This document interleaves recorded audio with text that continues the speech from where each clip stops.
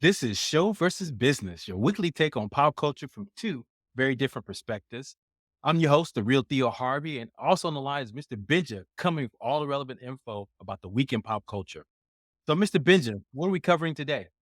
Hey man, we've got some awesome news as always. Here are our five stories that we're going to cover, but it may be four because it gets juicy in some of these and we might have to kick the last one off. Anyway, we're going to have Threads versus Twitter. How is it looking at week two of this battle that's been going on between Elmo and the Zuck Dog? We want to know, we're going to tell you because we've been in the streets doing it. Story number, we got the second story. The actors are on strike also, but you know what? Hot D is still putting in that work. Interesting stories in there. If you don't know what we're talking about, just check the story. And then our third one, we're going to have Microsoft. They're moving forward with their big $75 billion acquisition of Activision Blizzard. This is big. I mean, in a lot of ways, but 75 billion, of course, it's big. We'll tell you a little bit about that. In our fourth story, we're gonna have two other conventions that aside from San Diego Comic Con that are stepping up in the mix. What are these about? Who cares? Why should we care? Hey, because if you saw the videos on TikTok, there were bodies everywhere. And for our last story that we may be getting into, or maybe not, but we'll try to get it in there. The Emmy nominations are in, and I want to know if Theo was correct.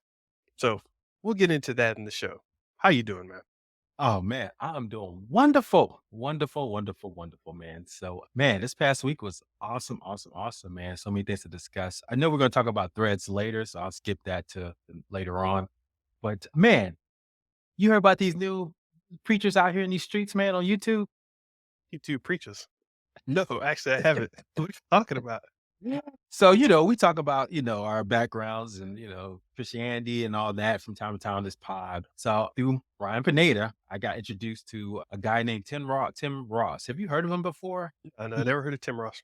he used to be the youth pastor for the Potter House, right, years ago. And he kind of went off, did his own kind of, church and everything. Then he kind of quit that church and then recently in the last like 2 years, he created his own podcast called In the Basement.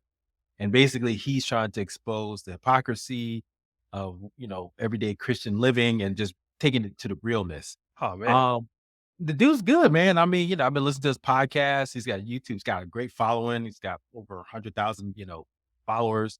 But it's real refreshing because he's like raw. I mean, he said he used to be a battle rapper, so he raps a little bit. I was about to say, what's he doing off in the basement? Yeah, exactly. He's rapping. He's back in the day. He used to be a battle rapper. He used to be a comedian, stand-up comedian. So he's just one of those guys that's just, all around. Kind of reminds me of you, Mr. Benja. So, just all around kind of guy that's just very talented. I haven't But battle rapped in a while. yeah. So he used to then went down the preacher route because he came from preachers really and kind of went down that route. And yeah, man, if you listen to it, I mean, he's talking about real stuff, just like what you deal with if you're trying to live that type of lifestyle. And he's just like really going into, having conversations that are real and honest. So it's very refreshing to the takes that we knew back in the right where it's like, do this or you're going to hell. And he was just more like, hey, man, this is what we do, man. This is what's happening. Yes, I have friends who are gay and lesbian. Yes, I have this and that, but this is this and this is that. And so it's very refreshing to kind of hear, a little bit more transparent take on Christianity. And likewise is the other guy, Michael Todd. Have you heard of him? No, I was just looking up Tim Ross, and this guy's racking up views all over the place. Oh, big Like, time. not even his videos, but like other people's videos about him, like tens of thousands of views on all these. Okay. Yeah, And go who's the check second him guy? out. Michael Todd, have you heard of him? Have not. Exactly. I didn't know this guy from Adam even until like last week.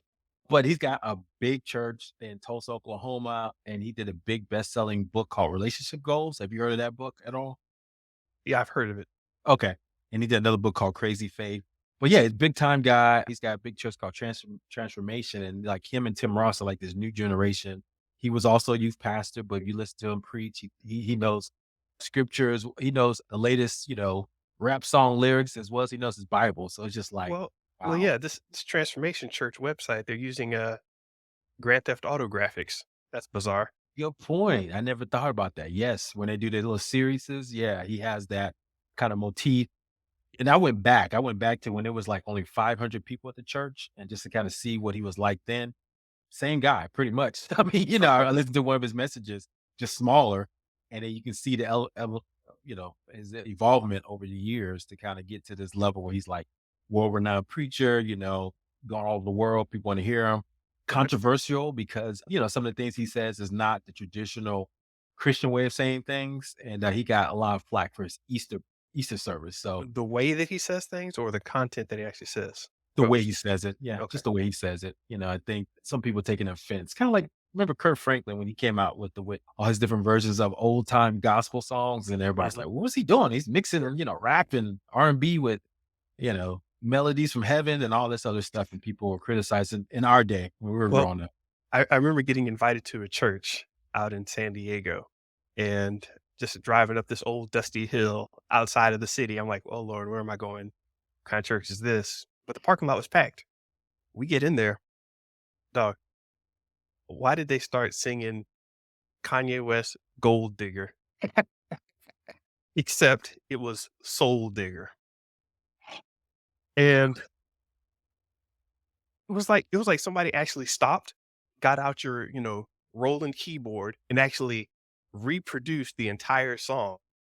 But they actually did it themselves. It was like a fairly good production. I was like, Mhm. "Oh, wow, somebody actually took the time to produce this."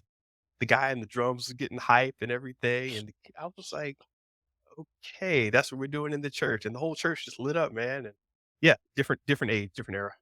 I mean, not to dig into it deeply, but the guy who does my video content now, he came from the church and he actually did the same thing. They did a lot of current rap songs and made them to church songs. And so he said they did production of UGK. Matter of fact, we had a whole long conversation about space age pimping. So, okay, so what's this leading towards? What is this about? What why is this coming up now? Well, you know what? I think, you know, and it's just like in our time, I think, for what I believe, is basically, I think a lot of people realize that, to stay relevant, to preach the gospel a certain way, you don't have to preach it a certain way. You need to be relevant to the culture. And these newer generation of preachers and pastors and, and video content creators, then they realize that and they're starting using, culture to kind of reference the Bible and kind of give you more context around it.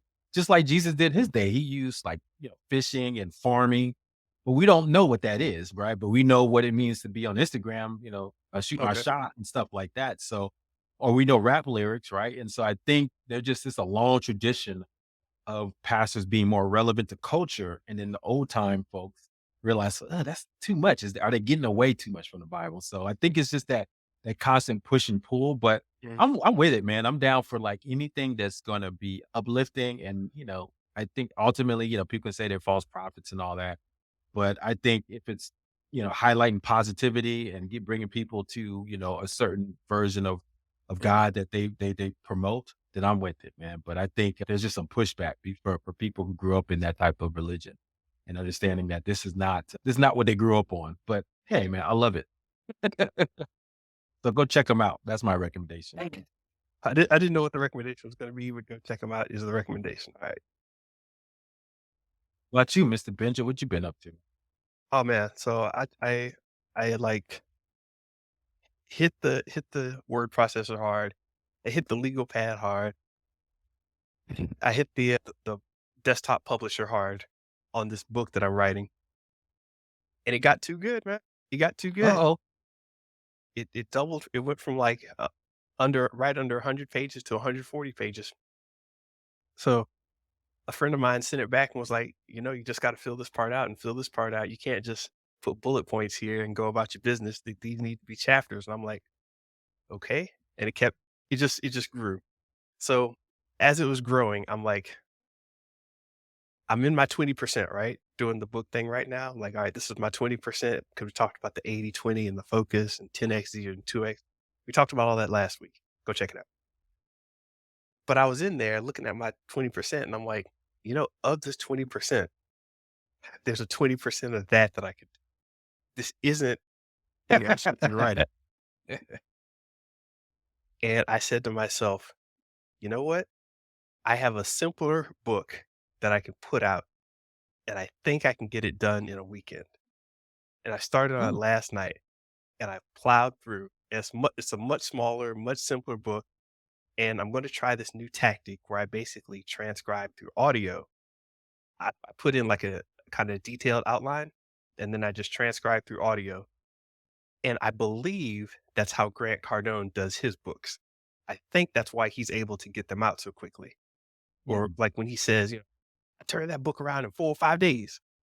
I mhm, think that's how he does it, because if you read his books, they're very much like he speaks, you know, mhm, mhm. and then it gets re-edited and shuffled around later. But I've been doing this podcasting enough where I think I have the confidence where I can just go on some generic bullet points, kind of riff, then go back and fix that. Mhm. I'm actually a good part of the way through it now. I'll let you know Monday when I'm sleepless and, my eyes are bloodshot, and you'll know if the super fast 4%, 20% of the 20% book got done. I love it, man. I Yeah. love it. It's called, Man, that's a lot of insight into that, man. So basically, you didn't realize that until you kinda went through the journey of even writing the book in the first place. And so that took a while. So first of all, you have to have a general, you know, understanding of that. I need to write this book and get it out. Then you kinda working through that process, which is a little painful. But then within that, you found out, hey, there's a better way. There's a better, faster book. yeah. And then in that, you found another process. It's like, can I get this out even faster, right? Over a weekend. Yeah, and that was the whole thing about, when you start to bump your head up against, doing something 2x and 10x, Mhm, it's like I'm mhm, bumping my head up against. I'm like, this old way of thinking isn't working. It's just not going mhm. to get me where I Yeah. need to be. So I had to stop, pull it off to the side of the road, you know, take out the map and be like, I just can't drive there fast enough. Maybe I can get the person to meet me halfway and Mm. I catch a charter plane there I instead. love I could do that in a couple hours instead of a couple days of driving or whatever. You know what I mean? yeah. If that analogy works, but But, yeah, but sometimes I think the big thing I'm trying to take from it is, like, sometimes you don't know until you just on the journey. exactly. That Yeah. what Grant Cardone says a lot, right? And even Myron Golden, he says that, you gotta commit first. And then once you're doing it, "Oh, you know what? This is the better way." But then the pain is, I'm just in the wilderness. I don't know where I'm going. I'm just doing this, right? Yeah. But then you just gotta believe that eventually you'll find a faster and quicker path. No, I love it. I love it. Yeah, totally. Cause I keep the big book that I'm working on is about jotting down ideas and organizing these random thoughts. And within that, I've also collected a bunch of little book ideas. So I stopped myself and was like, let me kind of, practice what I'm preaching. Went through that, flipped through it, and was like, hey, this thing, this thing is based off an acronym. It's about product development, which I know very well. I've been riffing on a lot of this in my podcast discussions. I think I could actually apply this process to that. Let me jump in it. Boom. Love it. The Love it. 20% of the 20%. I didn't see it until I was in the dirt. Yeah, man. You gotta be in Gotta the be in dirt to that see it. dirt. Gotta be in that dirt, man. You're right, man. And that's one thing I'm realizing. You're right, man. It's like you don't know until you like in it. And then that's the hard part. Just stay in it. And I think that's with anything. So man, kudos, man. Good stuff, man. So yeah, keep us posted. You know me, I'll check in with you. Say, Mr. Benja, where you at? Real quick, not to keep this long. The other thing I want to highlight, man, Mission Impossible, man. Mission Impossible Dead Reckoning. Oh, oh. Man, that damn Tom Cruise, man, I tell you, man, that Got dude. you hyped? I mean, dude, he literally I was talking to one of my investor, right? My company, he's a big movie buff. We had a good conversation about this. And I told him, man, I see pretty much all the movies and stuff. I said, they did a better version of Fast 10. Yeah. I don't know if you saw Fast 10, but they had a scene Yeah. where they were in Rome and they did a car chase. Yeah. They did Mission Impossible Red Dead Reckoning did way better than Fast 10 could ever do that. I mean, it was exactly in the same place, Rome, and it was a car chase. Yeah. Way better. And they did Indiana Jones had a train chase at the beginning of the movie. Mission Impossible Dead Reckoning had the same thing, way better. It was just like I was just like, how could they know that these other movies are gonna do similar action sequences? And now it was like 10x better. It was like that much better. We did 2x. Yeah. I mean, 10x is easier than two. I mean, because it was like the length of both of those were way longer. the stakes were very clear, Yeah. and you actually believe that the actors were there, which, speaking of Tom Cruise, he probably was. Yeah. He's basically trying to kill himself on in the movies, right? I think the big thing, the action sequence everybody's talking about is just like, when goes off on the motorcycle, right? Flies off, right? And so, I mean, Tom Cruise is gonna do it, man, for us, man. I mean, we might have to we'll have a segment for him. But this dude's been Yeah. and this franchise has been out for 27 years, man. It's crazy. The same lead actor. So and he produced every one of them, even the first one. So Right, right. kudos to Tom Cruise, man. I mean, he definitely got some interesting personal stuff. But man, that dude, I mean, and he should come off pretty bad, but I mean, you just have to respect the hustle. It's almost like at Yeah. this point, I think, it's kind of like what they say, talent trumps character. It's almost like his talent level of being a Yeah. movie star is so high that we just got to give it to him and say, "Look, you just want to be the only movie star around? You can have it, bro. Yeah. We Yeah. may not like you as a person or want to hang with you, but as a movie star, we'll go pay to go see what you're going to do." Yep. Yep. Exactly. So Awesome. go check I'll it. check it. I'll Go check it check. out. Good, good, good. What's up, All right. man? What we got on tap? All right. So on tap, we got story number one. All right. This is Threads. This is Twitter. They're going at it. This is the second week. People are all out in the street saying that their team has won, that Zuck Dog has taken over with Threads. And, Twitter's over there like, what you talking about? We got payouts that we're giving people. We're on top still. No, y'all need to just shut up. So we're gonna give you a little recap on what's going on with this Twitter versus Threads thing. What have you heard in the streets, Theo?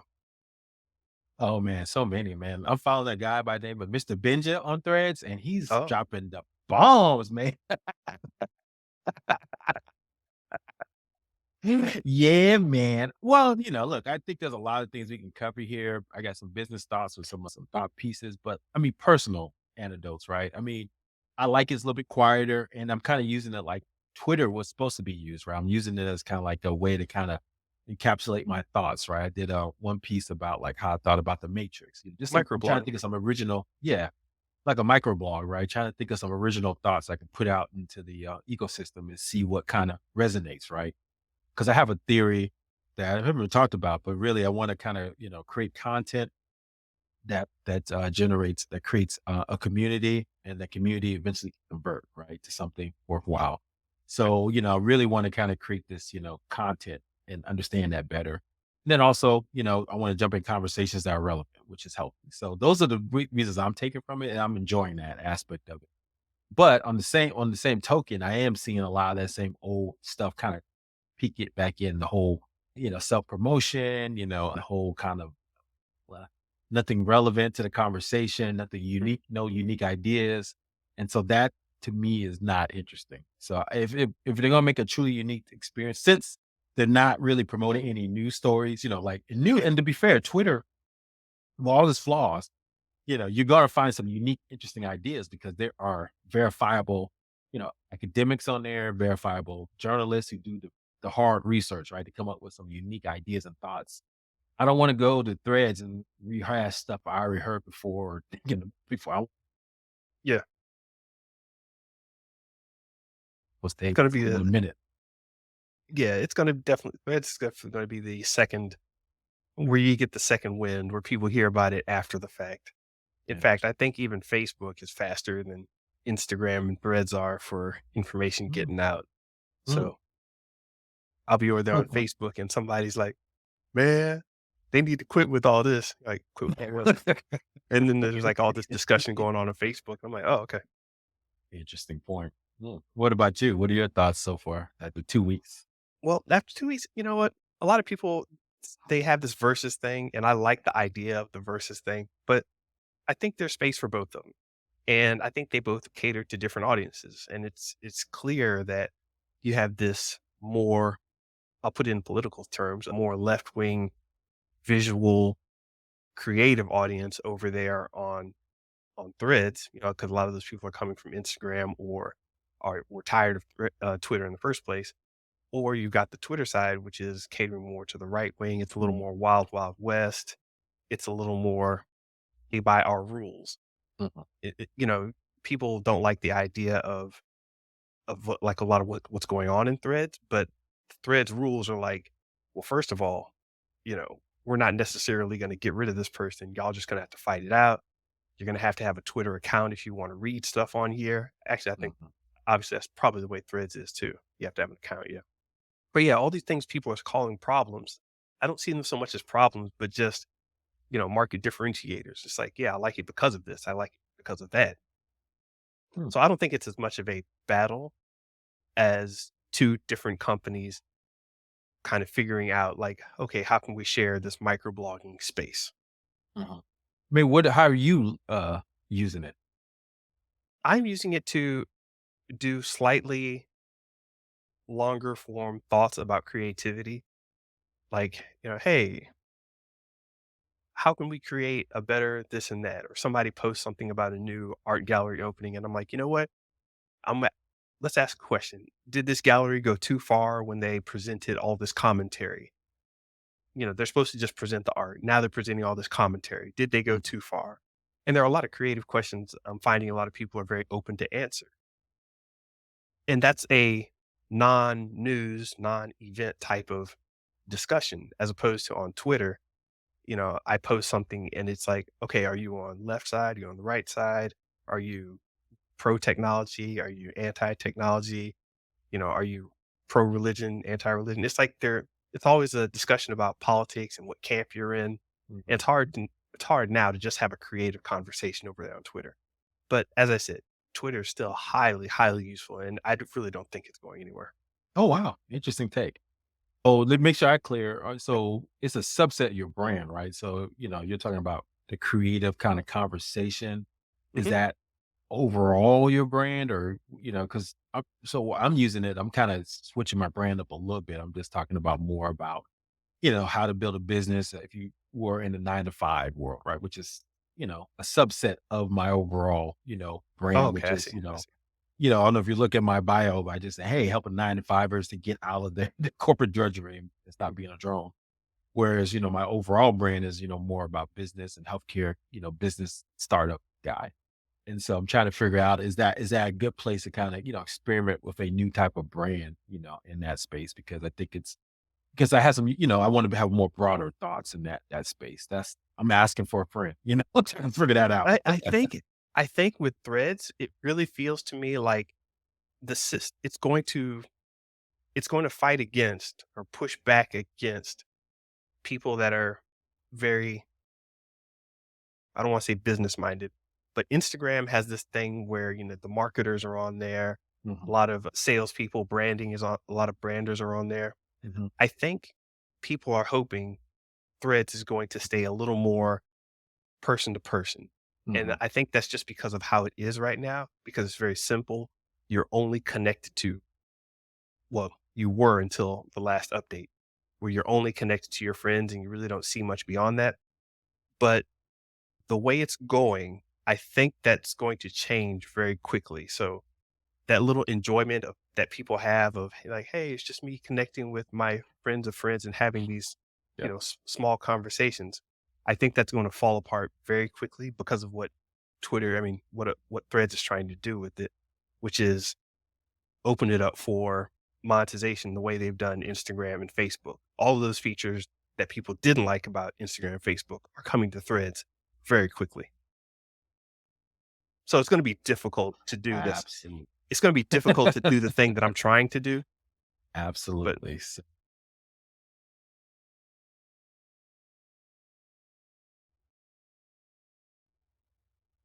yeah, you went choppy for a second.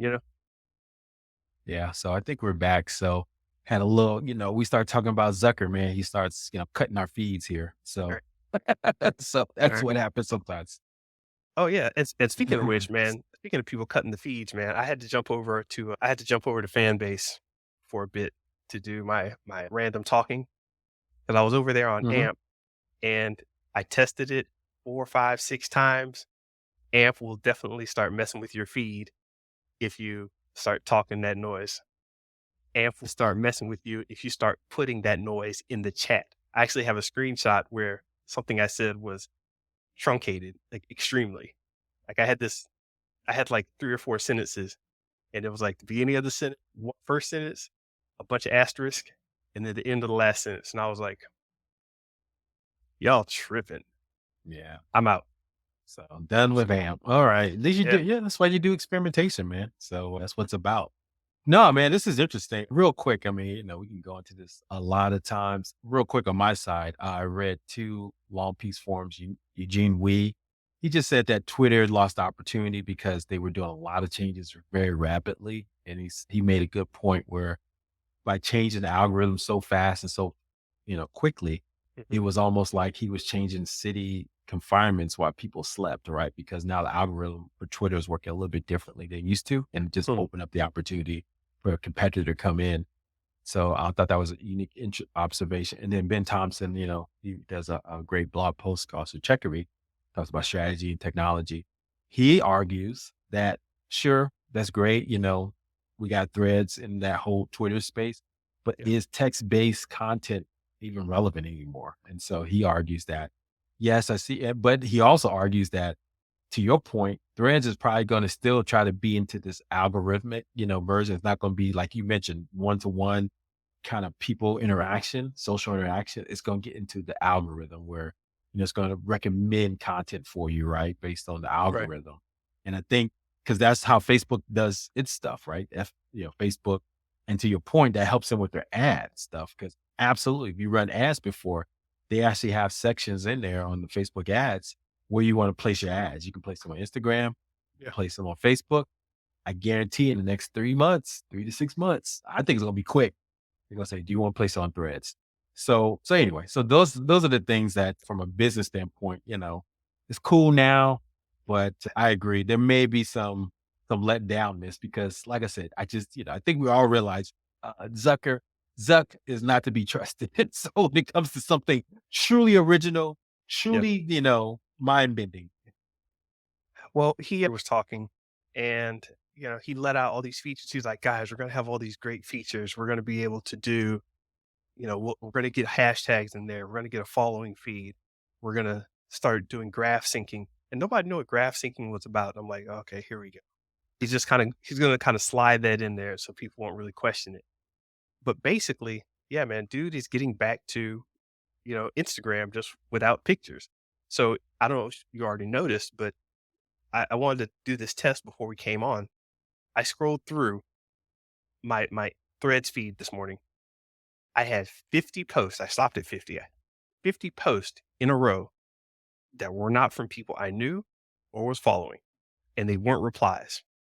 Mm. So it was just straight up 50 random people the algorithm threw me. I don't know if they were screwing around with my account or like a subset of accounts to try something or not, but Can't you tell that it's not people too? Because, you don't even follow them, right? Because I'm right, seeing a lot of that you don't too. I they have to like put a plus in order to get them a part of my feed. Sometimes I will, but most yeah. of the time, like, who are these randos? I want nothing to know about Kylie Jenner. For what?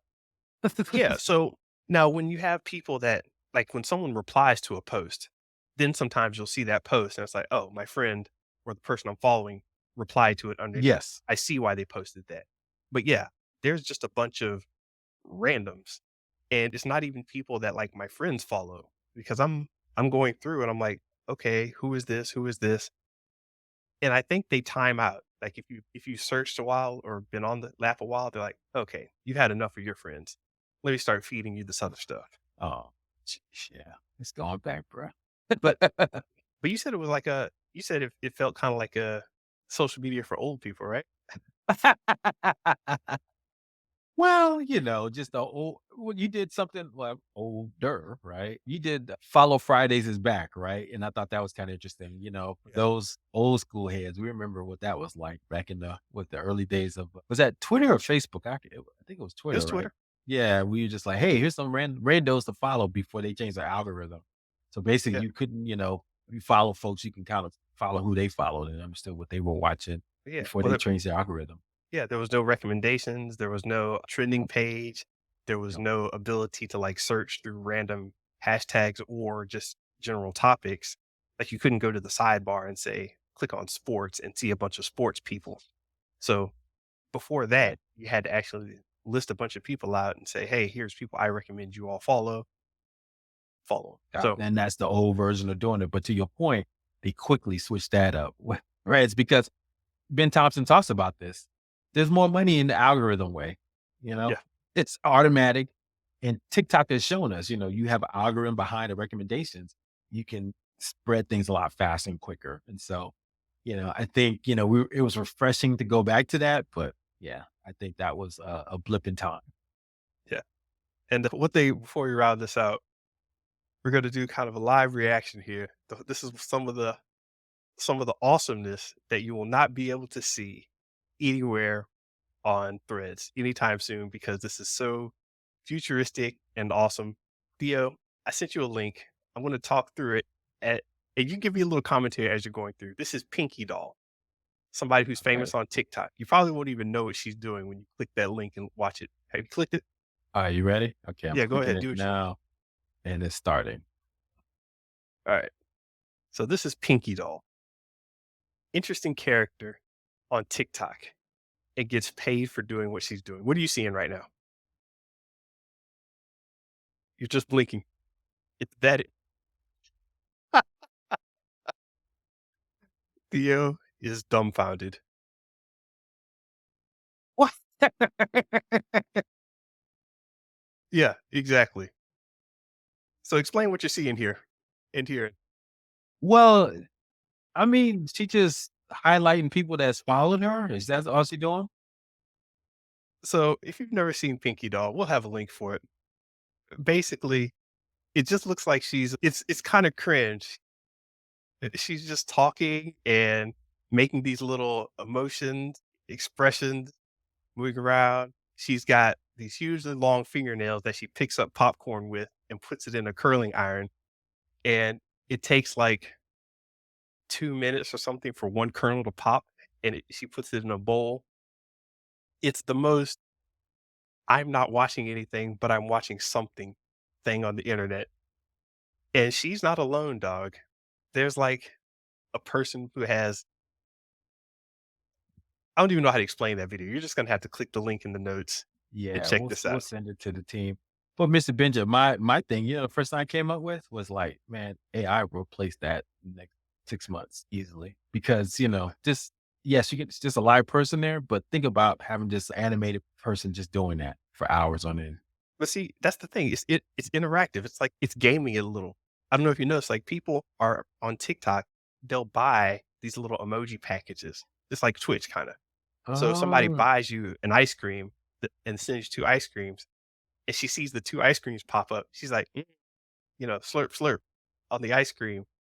So she's basically just as you put money in, she responds, she dances, she sings, she does whatever as these emojis and things fly by. well, why So couldn't that be automated with AI to kind of or like AI, character or avatar to do something like that? probably could, but the fascination of having a real person somewhere Yeah. on the other side of the world doing it, it's comedy to me, dog. And Man, they're we are in a real life Black Mirror episode. I could, that's exactly what that yeah. is. So there's this one kid that he stacks up things and he's afraid of things falling and breaking. So as he stacks it up, you can see his like anxiety start to build up. And I'm like, yo, this dude might have a panic attack. He's like sweating and his eyes are circles are growing under his eyes and he keeps rubbing his face and he's like, guys, I don't know if I can do this anymore. And he like takes two of the pieces down or whatever, like two of the little glass cubes down. And then people are like, no, no, we need more, we need more. It's like, okay, don't do a glass cube, do like the purple cube, do the purple cube. That'll help, that'll help. And he's like, okay, I think I can do the purple one. And they're all just like sending him these little gift packages and things. Point is, while Threads and Twitter are arguing, this is going on. And it's amazing and weird at the same time. Wow, we are living in a dystopian future. Love it. All Mhm. right. Ice cube, slurp, slurp. That should be the name of this podcast. Ice slurp, slurp. Oh man. All right, Mr. Judge. I think we covered that one. Oh yeah. All right. Story number 2. The actors are on strike but Hot D is putting in work. So you've been following this one, Dio. We've got the actor strike going on. WGA and the SAG, these different guilds for writers and actors, respectively. We knew the writer strike was going on, but the actors jumping into the fray is kind of a new thing. So why don't you speed this up real quick on what's happening and why it's important? Yeah, definitely. The Screen Actors Guild, basically the labor union for actors across 160,000 members strong. They officially announced that they're going on strike as of like Wednesday of this week. Guess who's their lead? The president is Fran Drescher. Do you know who that is? Yes, The nanny. Yes. Dollars, how are you doing? That annoying unexpected, voice. but yes. Yes. So, she's rallying the troops. She did an impassioned speech on the internets about why they need to go on strike. And, yeah, it happened, man. So this is the first time since 1960 that 2 guilds are actually on strike, the writers and actors. And obviously the actors are way more high profile. So you're seeing, high profile things like, the Oppenheimer, the new movie by Christopher Nolan coming out. They literally had Yeah. a premiere the day of the strike. So as soon as they were in London. So as soon as the strike clock hit, I think it was midnight, they walked off the set. They walked off the premiere. And it's just in dramatic fashion, okay, Yeah. actors, we're walking off, serious walking. So, it's like, it's like that's what the writers needed, right? Just the extra push. But, and I think, look, this is definitely a business versus, labor dispute, man, because the stakes have never been higher, man, because I think overall, we talked about this, the industry as a whole is in jeopardy. Because just like we talked about, I think people have other options than just TV and movies now. But right now, you have the labor, which totally understandable. It's the SAG, the SAG, the actors concerned about streaming. They want to get more money from streaming Yeah. revenue because they don't even know how many people are watching it on Netflix because Netflix doesn't reveal the ratings anymore. Also, they're concerned about AI, right? They're Mhm. concerned about the images being used in perpetuity. And so they're like, hey, we got to put some structures around this or we will never make our money. Or they'll use our likeness and we'll never ever see the light of day for compensation. And then finally on the CEO side, you're seeing them push back because they're entrenched in a failing business model where cable networks, remember that was their Mhm. big money maker for years. You were paying for ESPN and all this cable content that's dying. People are cutting the cord left and right. And then their big bets into streaming, going after Netflix, they spend billions of dollars of content. And now they're realizing that that is not a sustainable model. And so you're seeing, them cutting things left and right. So this is a crazy time when it comes to entertainment for having a labor strike and a stoppage. So that's kind of high level what's going on. But Mr. Benja, I mean, does this kind of, your perspective is one of me, it doesn't follow as much, but I mean, do you care that these folks are on strike and how it's going to affect your entertainment as someone who doesn't watch as much content maybe as I do? Yeah, as I said, it's not going to affect me as much in terms of being a consumer, but definitely as a creator, these are always concerns because you want a certain amount of the craft to be creator led, and you want to make sure that it's the creator's worth is protected and it doesn't just become, a thing where it has no value. And, this is why you see the art world fight so hard against dumb shit, basically. Where, I mean, you'll have you'll have somebody call themselves an art gallery. And unless they get all the people who call themselves gallery owners agree that that is in fact an art gallery, you just won't get play. Uh, And stuff will happen where it's like, yeah, I did all these art galleries, and they look at your history and they're like, that's not a real art gallery. That's not a real art gallery. That's not a real art gallery. That's a coffee shop. That's a fair. That's a this, and they may be very well established and very high profile. But if you're not in that gallery scene, you're not going to get up into the museums and the bigger leagues. They just won't let you because they protect their ground. With Hollywood and what's happening here, it's like suddenly this new technology came around and it's like, wait, hold on, what's happening? And things move so quickly, deals were made so fast. I think a lot of people got caught up in all the movement that happened very quickly, and they just didn't have time to protect themselves and or didn't know how to protect themselves. Because, I'm hearing like, you're talking about the actor's likeness. they had a clause in there for AI saying, "Hey, yeah, we'll pay you. We just want to be able to use your face and everything. We'll pay you." Oh, okay. But then they looked at the details of the agreement and it's like, no, no, no. We're going to pay you for a day's worth of work to basically scan your face and scan your movements. And we'll be able to use technically you in perpetuity without paying you because we've already paid you for that one day where you Mm. got recorded. So it's like, yeesh. And I don't know. I'm trying to find some of those comments that they had from some of the execs that really showed the conflict between them. I don't know if you heard any of those. Yeah, I mean, look, Bob Iger, we talk about him, the current CEO of Disney, who came back to Disney, said, "Oh, I'm gonna do Mhm. 2 years. I'm gonna get a successor." You know what? He just re-upped for another 2 years. So the Mhm. dude is never leaving Disney as CEO, but that's another conversation for another day. But he said, "Hey," he said, "the actors are not being." No, this is his exact quote. "It's very disturbing to me. We talked about disruptive forces on this business and all the challenges we're facing. The recovery from COVID, which is ongoing, is not completely back. This is the worst time in the world to add to that disruption.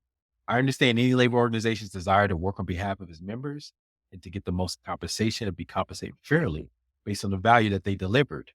But what they're seeing is that the set of challenges that this business is already facing that is quite frankly very disruptive. So basically, even beloved Uncle Bob, right? Everybody loved when he came back to Disney Yeah. is against this because of the disruptive nature of the and he's not wrong. I mean, I'm it seems like on this pod, I've been talking about all the movies every summer, I've been watching the summer. But Mr. Benja, I went to go see Mission Possible: Dead Reckoning Yeah. on a Thursday night, the opening night. Man, it was Yeah. dead at the IMAX theater. There was nobody in there. And so, yes, it's gonna make decent money, right? You got Yeah. your big centers, New York and LA. But where was I at? I was in Baltimore, yeah, this past week and watched it. And yeah, man, nobody was there. And it's like, wow. So I don't think it's gonna do okay, but I mean, it's not, there's been statements about like how these summer movies are just not resonating with folks anymore. So I think, people are seeing that. I mean, I think the CEOs are seeing that and they're saying disruptive at the same time. And they're making cuts, right? Because they had spent Mhm. all this money on content. But I put on here in our show notes, look, CEO compensation last year averaged 32 million for 13 CEOs of the 12 media companies with Yeah. several executives crossing the $50 million mark.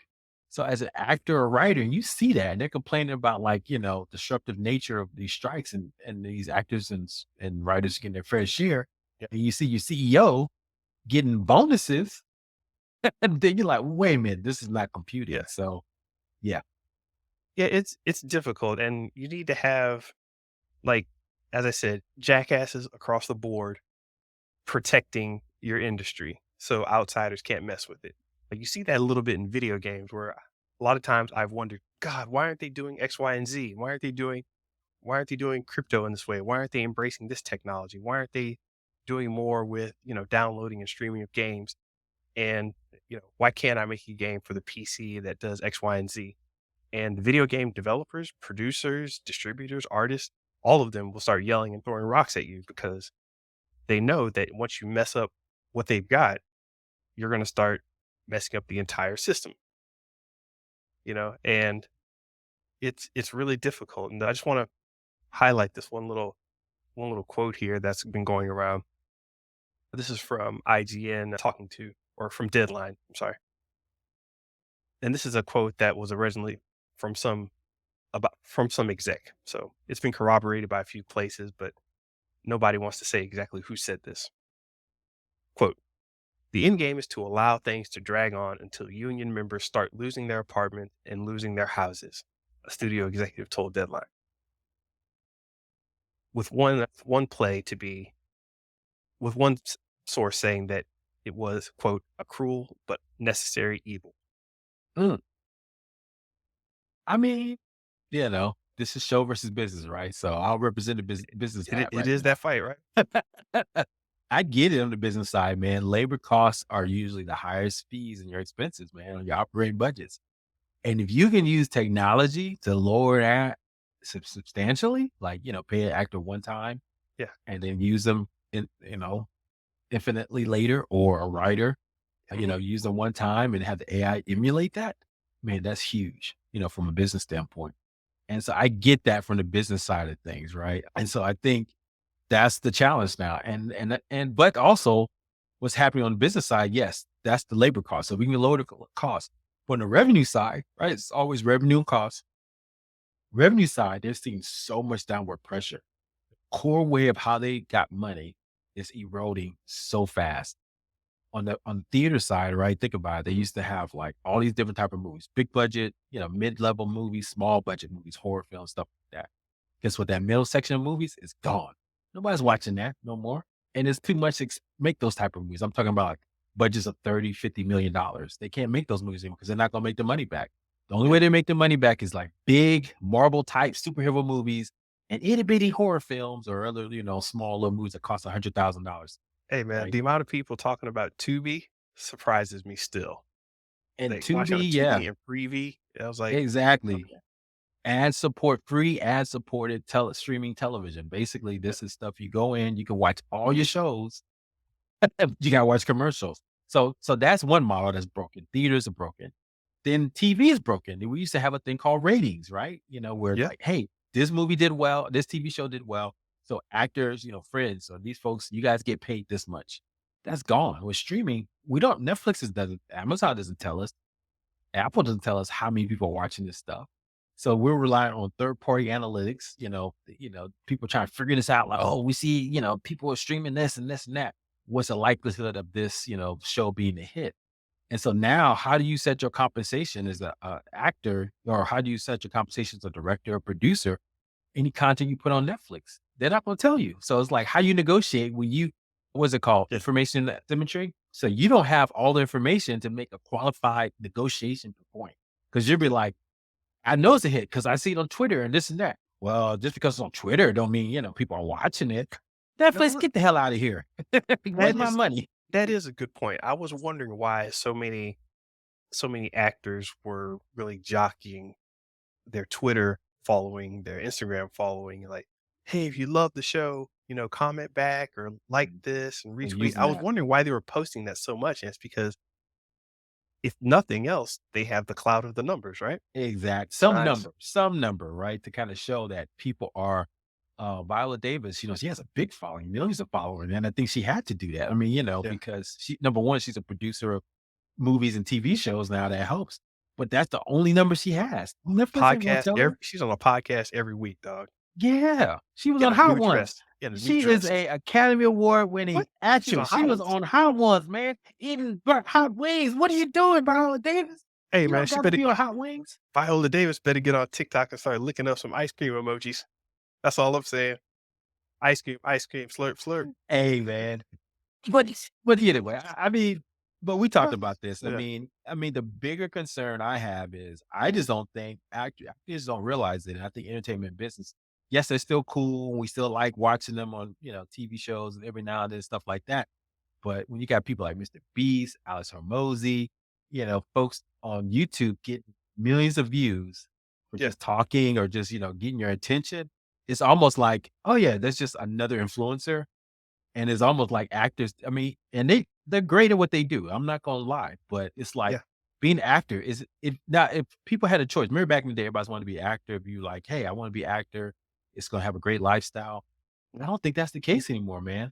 People are like, "Hey, if I had a choice between being an actor and influencer."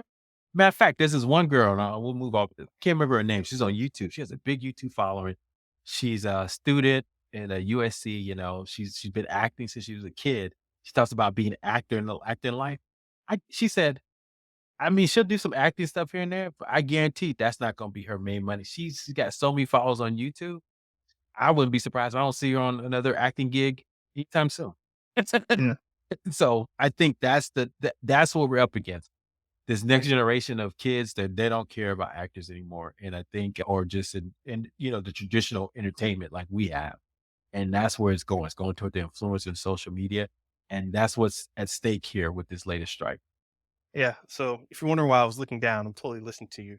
But I was just checking out my fan base revenue. You can actually get paid for doing stuff. So I started talking noise for a little while, and depending on how many people sent me likes, loves, and comments and all that, you get paid.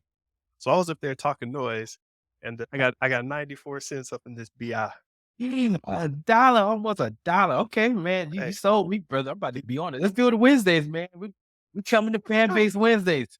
that's right. That's right. All right, we Look got at to cut through that. these last couple right quick. Yeah, Uh, well, real quick. Reason why, well, look, reason why this name House of the Dragon. So just give you some stories real quick. I just want to let everyone know why we kind of named this segment House of the all right. Dragon. We call Hot D for those that don't know. Of everything else that people walking off sets and Comic Con, the same people, big blockbusters are pulling out at Comic Con.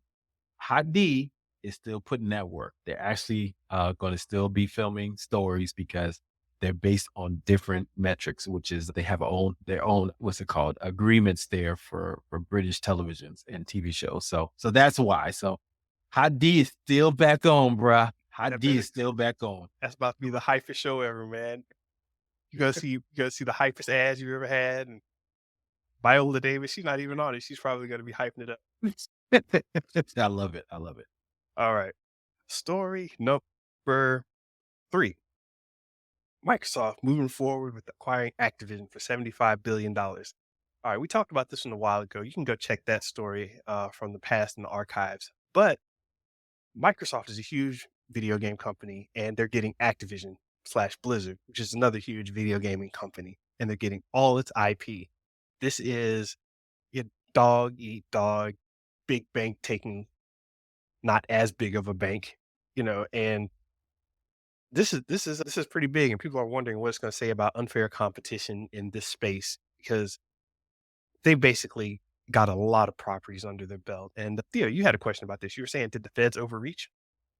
Yeah, Lena Khan, she's the FTC, Federal Trade Commission head, and she's just been going after any company that's trying to do a big merger and just really about, anti-monopoly behavior. She lost big. I mean, I think this was a big overreach to kind of say, hey, Microsoft, slow your roll, don't do this. But and the Fed still got pushed it forward. So I think she's like, her credibility, because she's the one that went after. There's some stuff she did on going after Facebook and stuff and some of the acquisitions. Yeah. So I think this is going to hurt the the Fed's case to try to prevent any of these big acquisitions. So I think this is going to open the door for more acquisitions now. Now that this simple case has kind of gotten through our United States, they still have to go through Yeah. EU, which is a whole nother set of Right. Right. concerns. But here in the United States, it's business as usual. Yeah. I think this is probably partly because of, you know, the US wanting to solidify power and, be able to go up against these foreign companies and do what they want in foreign countries as big, huge tech powerhouses. So I think there's a little bit of play there too in terms of letting this through, but Good point. we'll see, right? Definitely. All right. Story number 4. San Diego Comic-Con is pretty much dead. People are saying that because of our previous story about acting. So we're losing actors, we're losing writing. What Comic-Con got to do? Nothing. So what steps in its place? Anime Expo and BlerdCon? What? What? What have you heard about these cons, Theo? But nothing, man. I heard them all from you. So you sent me some videos of the heat and the bodies on bodies that are at these conventions. Yeah, Blew my mind, man. Anime cons, for folks. I always say anime. Is that correct? Anime Expo. Anime Expo. Like I said, I'm not a big anime guy. I mean, back in the day I was, but sure, a lot of fans for that. We talked about Crunchyroll before on this pod and how great they're doing with their movies and TV shows. But BlerdCon, this is probably our wheelhouse, right? Black nerds, right? This is a whole culture now. They went hard, I guess, in DC this year, man. Any type of content, they're there. And they're stacked up too, man. I think there's also pent up demand from Yeah. COVID. People trying to go to these conventions and reconnect in person, having better in person experiences. But yeah, man, surprised me, man. I didn't know it was like that. Yes, it's definitely a shift in the tide from what we've been used to. And Comic-Con fair, it's excellent, but it's continually been the same type of fair. You have your comics and your Marvel movies, your DC movies, then some new stories coming out that may end up on, your science fiction shows. And it's been the same kind of thing. And what's interesting is that in the wake of, Marvel kind of going down, San Diego Comic-Con kind of faltering a little bit, you have Anime Expo and a lot of these other anime cons really blowing up, and people are seeing Mm, like, oh, that's where the next. We talked about this in terms of Netflix shows. Like that's where the next power base is coming from. That may be where the next changeover is, and we may be seeing it play out in cons as well. And BlerdCon, it's like, yeah, a lot of video games there and a lot of anime there, but you don't see a huge number of people at BlerdCon really repping like what you would see at Comic-Con, which is mm. Marvel and DC. I mean, it's there, but not so much.